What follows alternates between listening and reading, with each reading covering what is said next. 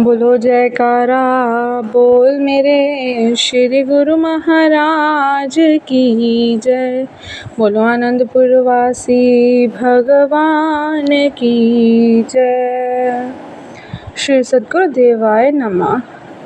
हृदय सम्राट श्री श्री 108 श्री स्वामी दर्शन पूर्णानंद जी अमर ज्योति ग्रंथ।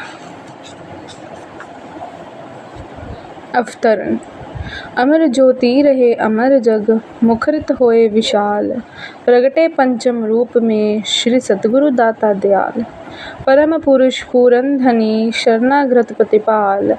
एक ही कृपा दृष्टि से सेवक करे निहाल। वंदो श्री गुरु पद कमल मंगल मोद निधान। पार ब्रह्म साकार हो सर्व सुखों की खान। जन मन अति हर्षित भया भक्ति सुधा को पाए। प्रेम भक्ति अति महामहिमा चाहु दिशि रही लहराए। दिव्य विभूतियाँ दिव्य लोक से दिव्य स्वरूप को धारण कर दिव्यतम कार्य करने के लिए ही इस धरा धाम पर अवतरित होती हैं। उनका अलौकिक आलोक भास्कर की भांति सर्वव्यापी नवजीवन प्रदान करने वाला होता है। उसी लौकिक आभा को लिए हुए श्री परमहंस अद्वैत मत के अमर संदेश को जन जन तक पहुंचाने, युग युगांतरों तक भक्ति का दिव्य प्रकाश फैलाने के लिए संप्रदाय प्राण बनकर अवतरित हुए हमारे हृदय सम्राट सर्वजन हितैषी प्रभु श्री श्री 108 श्री स्वामी दर्शन पूर्णानंद जी महाराज।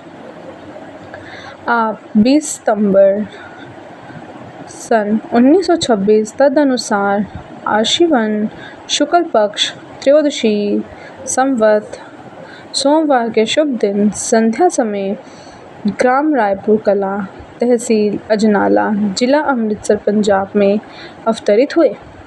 पूज्य श्री अर्जुन दास जी को आपके पिता तथा पूज्य ज्ञान देवी जी आपको आपकी माता कहलाने का सौभाग्य प्राप्त हुआ। बाल्यकाल से ही आपके शुभ बाल पर श्री चरण कमलों व कर कमलों में विलक्षण रेखाएं विद्यमान थी, जो आपके अवतारी विभूति होने का संकेत दे रही थी। आपको पाकर सेतिया वंश तथा पंजाब की भूमि धन्य हो गए। आपके पूज्य पिताजी को आपके शुभ जन्म से पहले किसी ज्योतिषी ने कहा था, लाला जी, आपके घर दिव्य गुण संपन्न महापुरुष का जन्म होगा। जन्म के पश्चात जब आपके पिताजी ने जन्म कुंडली बनवाई तो आपका शुभ नाम उसमें श्री साधु राम जी लिखा गया। उसी समय ही आपके पूज्य माताजी व पिताजी दिल में सोचने लगे कि हो सकता है ज्योतिषी की वाणी सत्य हो, तथा कभी कभी चमत्कार देख पूर्ण विश्वास भी हो जाता कि ये वास्तव में ही महापुरुष हैं। परंतु आपकी प्रबल माया ने सब कुछ भुला देती। आपके पिताजी ने सोचा कि कहीं ये नाम यथार्थ ही सिद्ध न हो जाए। अंत उन्होंने आपका नाम बदलकर श्री राम प्रकाश जी रखा। यही नाम अन्य संबंधियों में भी प्रचलित हुआ। आपके जन्म के पश्चात आपके पिताजी को दुनिया से उपरमता हो गई। वह हरिद्वार में एकांत वातावरण में रहने लगे। कभी कभी घर वालों के आग्रह पर घर आ जाते थे। अधिकांश समय वहीं पर बिताते। यहाँ उन्होंने साधु वेश भी धारण कर लिया।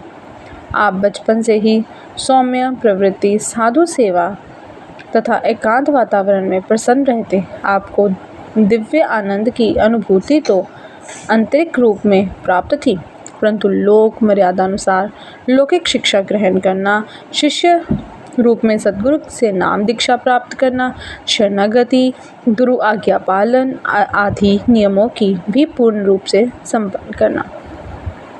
आप एक बार चैत्र मास की संक्रांति मार्च में संतों के दर्शनों के लिए जा रहे थे। मार्ग में आप बधोमली गांव में एक मित्र के घर गए। उसने कहा कि आज हमने श्री संत आश्रम में जाना है। आप भी उसे साथ रवाना हुए और गंधोवाली संत आश्रम पहुँचे। नियति में ऐसा संयोग बनाया कि गंधेवाल में उच्च कोटि के भावनाओं से संपन्न महात्मा दयानंद जी व महात्मा श्रद्धानंद जी श्री अनंतपुर दरबार की ओर से सत्संग सेवा प्रचार कार्य कर रहे थे। आपने उनकी संगति में अपूर्व शांति तथा आनंद का अनुभव किया तथा 15 वर्ष की आयु में उनसे नाम दीक्षा प्राप्त की। अब आप हर संक्रांति को गंधवाली आश्रम में जाकर अपने भक्तिपूर्व स्वभाव से सेवा करते। सन 1942 में वैसाख के पर्व पर आप श्री सद्गुरु जी के दर्शनों के लिए पहुंचे।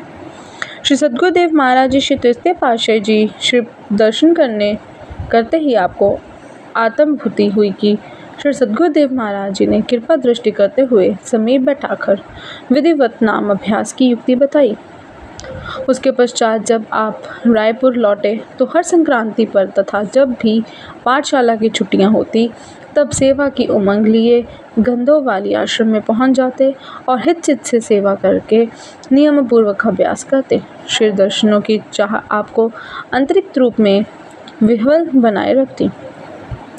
आपने लौकिक शिक्षा हिंदी, उर्दू, फारसी और अंग्रेज़ी में प्राप्त की। सन 1944 में आपने मैट्रिक पास कर ली। बाहरी कार्य व्यवहार के करते हुए भी आत्माभूति के लिए विह्वल कृत। प्रथम आप 1 वर्ष में 1 बार, पुनः 2 बार, इस प्रकार हर वर्ष पर श्री अनंतपुर आने लगे। आपका दिल दुनिया के कार्य व्यवहार से उपराम रहता था। आप अब जब भी श्री अनंतपुर में आते तो एक पर्व से दूसरे पर्व तक कभी कभी 2-2 पर्व भी बनाया सेवा व्यतीत कर देते।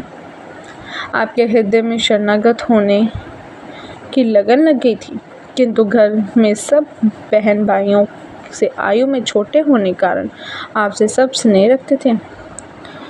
वे ये नहीं चाहते थे कि आप इनका ऐश्वर्य छोड़कर साधु विरक्त बन जाएं। उनका जहाँ तक प्रयत्न था वह यही का कि आप घर पर रहकर भी भक्ति करें। आपके पिताजी को तो पहले ही संसार से उपरामता थी और वैराग्य, त्याग एवं एकांत विकृति के कारण हरिद्वार में साधु बन गए थे। श्री अनंतपुर में भी अन्य श्रद्धा तथा प्रेम के दर्शनों के लिए आते थे।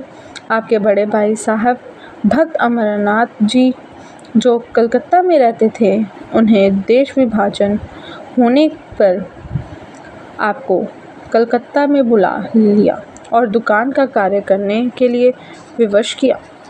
सन 1947 से 1953 तक आप कलकत्ता में दुकान का कार्य करते रहे। इसी मध्य आप कई बार श्री दर्शनों के लिए श्री अनंतपुर में आए और 2-3 बार श्री चरण शरणागति के लिए विनय की। श्री सद्गुरुदेव महाराज जी ने फरमाया कि श्री अनंतपुर आपका ही है, अब भी कुछ समय बाहर रहकर ही सेवा करो। श्री आज्ञा शिरोधार्य कर आपने ऐसा ही किया। सन 1953 में वैसाखी के शुभ पर्व पर जब आप श्री दर्शनों के लिए आए तो श्री सद्गुरुदेव महाराज जी के श्री चरणों में विनय की कि प्रभु अब 12 बिल्कुल ही मन नहीं लगता, अंत श्री चरणों में स्थायी निवास करने की आज्ञा प्रदान कीजिए। श्री सद्गुरुदेव महाराज जी ने आपकी तीव्र लगन तथा अटूट श्रद्धा से पूर्ण इस विनय को स्वीकार किया। आप श्री आज्ञानुसार पुण्य कुछ कार्य व्यवहार समेटने के लिए कलकत्ता गए और शीघ्र ही दुकान का कार्य पूरा किया।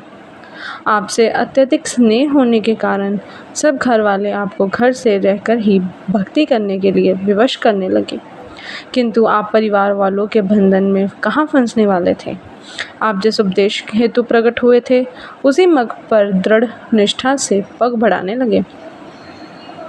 आए हैं धूमधाम से जो लेके संदेश परमार्थ का, वह घट में ही सब जानत है, ये खेल बना सब स्वार्थ का। नहीं किसी के बंधन में बंधते, देते हैं ज्ञान यथार्थ का। अवतार धरे उपकार बन, हे पाठ पढ़ा निस्वार्थ का। बढ़ते हैं अपने पथ पर ही और सदा लक्ष्य पर ध्यान धरे, फिर उनकी उपमा का कोई किस जुबान से कैसे बयान करे। आप पुनः श्री अनंतपुर में लौट आए और 4 जून को श्री चरणों में विनय कर सर्वस्व संपन्न का शरणागत हो गए। कुछ समय पश्चात आपके पिताजी श्री दर्शनों के लिए अनंतपुर आए। उन्होंने श्री सद्गुरुदेव महाराज जी के चरणों में विनय की कि प्रभु, ये तो धन धान्य ऐश्वर्य संपदा सबको छोड़कर फकीर बन गया है। श्री वचन हुए, हमने तो इन्हें सब संपदाओं का मालिक बना दिया है। इस रहस्य को उस समय किसी की इतनी बुद्धि थी जो समझ सके? केवल एक लीला का रूप समझकर इस रहस्य पर विचार ही न किया, जो श्री वचनानुसार समय पाकर सब पर प्रकट हुआ। श्री अनंतपुर में शरणागत होकर आप श्री दरबार की सेवा हित से करने लगे। श्री सद्गुरुदेव महाराज जी श्री तृतीय पातशाही जी ने आपकी निजी मौज अनुसार 2 सितंबर रविवार को शुभ दिन को आपको साधु वेश प्रधान आपका शुभ नाम श्री स्वामी दर्शन पूर्णानंद जी रखा। श्री सद्गुरुदेव महाराज जी उस दिन अत्यंत प्रसन्न हुए। वह जानते थे कि आने वाले समय में आपने श्री दरबार की सेवा में महान कार्य की जिम्मेवारी संभालनी है। इस प्रकार श्री तृतीय पातशाही जी महाराज तथा श्री चतुर्थ पातशाही जी महाराज के समय में आपने सेवा का कर्तव्य निष्ठा का साक्षात प्रमाण दिया। श्री सद्गुरुदेव महाराज जी श्री चतुर्थ पातशाही जी ने आपके आदम स्वरूप कर्मवीर शिष्य को पाकर आप अपनी रूहानी शक्ति की दात निज स्वरूप में लीन होने से कुछ समय पहले आपको समर्पित कर दी तथा स्वयं निश्चिंत हो गए थे। बोलो जयकारा बोल मेरे श्री गुरु महाराज की जय। बोलो अनंतपुर वासी भगवान की जय। बोलो घट घट अंतर्यामी भगवान की जय।